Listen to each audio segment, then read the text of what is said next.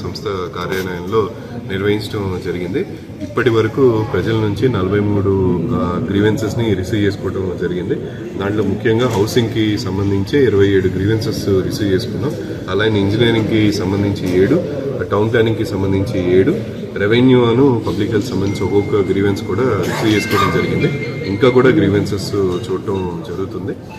ఖచ్చితంగా ఏవైతే మనకి పీజీఆర్ఎస్లో వచ్చిన గ్రీవెన్సెస్ అన్నీ కూడా మనకి విత్ ఇన్ ఎస్ఎల్ఏ అన్ని ఫినిష్ అయ్యేలాగా, అలానే నెక్స్ట్ పీజీఆర్ఎస్కి వచ్చేటప్పటికల్లా త్వరితగతిన ఇవన్నీ విత్ సాల్వ్డ్ ఇది with 100% satisfaction of the complaint చేసేలాగా అందరికీ కూడా ఇన్స్ట్రక్షన్స్ ఇవ్వడం జరిగింది. ఈ రోజు కూడా చాలా గ్రీవెన్సెస్ మీద ఫీల్డ్ విజిట్స్కి కూడా చాలా మందిని పంపించడం జరిగింది.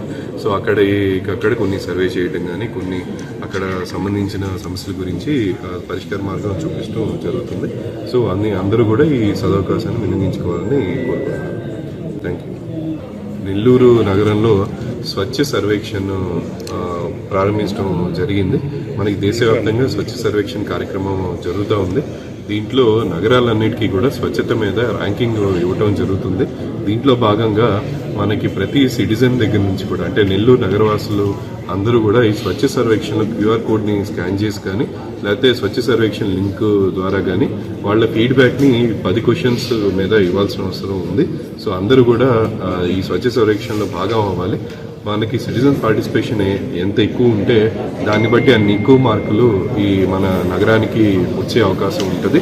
సో దాన్ని బట్టి మన ర్యాంకింగ్ కానీ కేంద్ర ప్రభుత్వం నుంచి వచ్చే నిధులు కూడా దీనికి టైప్ అయి ఉంటాయి. సో ఖచ్చితంగా స్వచ్ఛ సర్వేక్షణ అందరూ భాగంగా ఉండి మన నగరాన్ని ఒక మంచి నగరంగా తీర్చిదిద్దడానికి తమ వంతు పాత్ర పోషించాలని, ఆ 10 క్వశ్చన్స్ని కూడా అందరూ ఆన్సర్ చేసి ఫీడ్బ్యాక్ ఇవ్వాలని చెప్పి కోరుకుంటున్నాను. Thank you. ఇది కొన్ని అన్న క్యాంటీన్స్ విజిట్ చేసినప్పుడు అక్కడ కొంచెం అంటే వేసవి వస్తున్న కారణంగా ఇంకొన్ని మెరుగైన సదుపాయాలు కల్పించాలన్న ఉద్దేశంతో రెన్యూబుల్ ఎనర్జీని కూడా వాడి, అంటే ఎయిర్ కండిషన్డ్ ఇది కూడా చేద్దామన్న ఉద్దేశం ఇది ఉంది. దానికి ఆల్రెడీ ఇంజనీరింగ్ వాళ్ళకి చెప్పడం జరిగింది. వాళ్ళు అక్కడ ఆ ఇన్స్టలేషన్ కానీ దానికి కావాల్సిన చూపేసి వాళ్ళు చేస్తున్నారు.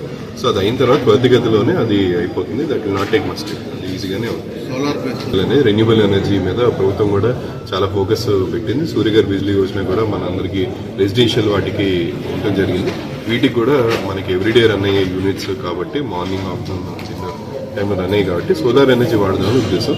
సో దానికి కూడా ఎస్టిమేట్స్ ప్రిపేర్ చేస్తున్నాం. అది అయిన తర్వాత ఖచ్చితంగా ఒక్కొక్కటి శాంక్షన్ చేసుకుంటే చేయడం జరుగుతుంది.